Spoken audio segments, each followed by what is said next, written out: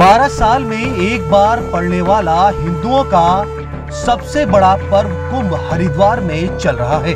कुंभ की व्यवस्थाएं ठीक न होने की वजह से एक मुख्यमंत्री तक को अपनी कुर्सी गंवानी पड़ी थी।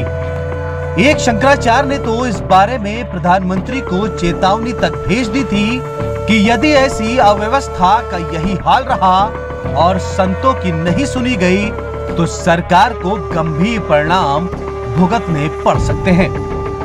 तो यहाँ पर सरकार को इनकी सेवा का पूरा प्रबंध करना पड़ेगा। इससे वो अपने आप को अपना पीछा नहीं छुड़ा सकते कि लोगों को प्रोत्साहित करें। उनके आने पर उनका सुविधा उनको प्रदान करनी पड़ेगी और आमतौर से मनुष्य अपनी जांच कराए, ये कोई जरूरी नहीं। उत्तराखंड में अब सरकार का चेहरा बदल चुका है। करोड़ों के बजट की बात छोड़कर व्यवस्थाओं की बात करें तो घाटों पर पानी तक पर्याप्त नहीं है। द लीडर हिंदी से जुड़े पत्रकार साथियों ने इस बारे में पिछले 3-4 दिन कई संतों से बात की। सुबह से लेकर शाम तक लोग आते हैं, यात्री आते हैं, एक ही आशा के साथ हमारी डुबकी लग जाए।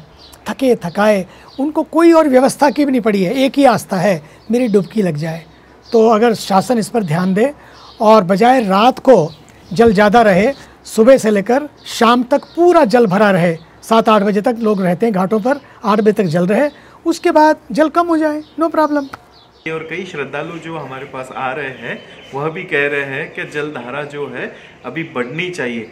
और जितनी माने मुश्किल से मैं कहूँगा कि मैं तो यहाँ कई सालों से नहा रहा हूँ, स्नान कर रहा हूँ गंगा जी का, पर इस साल बहुत ज़्यादा कम हो गई गंगा जी की जलधारा। उत्तराखंड में हम असंतुष्ट हैं इससे, सब साधु समाज, और अब साधुओं को दे रहे हैं तो उनको सुविधा नहीं दे रहे, इससे साधु असंतुष्ट हैं।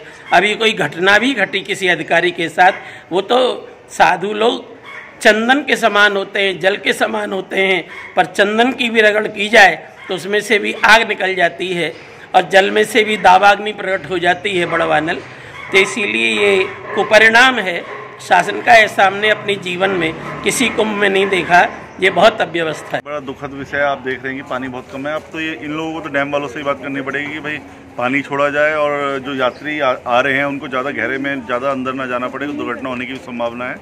और जो व्यवस्थाएं कुंभ को लेकर के जिनकी चर्चाएं विगत वर्षों से चल रही थी कि जैसा प्रयाग में कुंभ हुआ था उस स्तर से और उससे भी बढ़ कर के हम लोग कुंभ करेंगे, हरिद्वार की सरकारों के द्वारा हमसे ये आश्रम को आशान्वित किया गया था। लेकिन आज की जो स्थिति है, 3 दिन कुंभ के निकल चुके हैं और स्थानीय जो लोग हैं उनको हरिद्वार में ज़मीन भी नहीं दी गई है। यह कह करके कि आप तो ऋषिकेश में रहते हैं, हरिद्वार में रहते हैं, आपको अलग से ज़मीन की आवश्यकता क्या है। ऋषिकेश में त्रिवेणी घाट पर जो इन्होंने सुरक्षा की दृष्टि से जो जंजीरें बांधी हैं वो भी पानी में नहीं है, पानी से बाहर ही घाट पर है। तो अब उनका तो कोई औचित्य नहीं रहा, मात्र पैसे की बर्बादी। अब आलम यह है कि साधुओं को शांत रखने के लिए और कोरोना को लेकर कोर्ट के आदेश पर भी अमल नहीं हो पा रहा है। साधु अब भी खुश नहीं है। हालांकि अखाड़ा परिषद समेत कई साधु संतों ने सरकार की पीठ ठोकी है, लेकिन बड़ी संख्या नाराज लोगों की ही है। Bureau report, the leader Hindi.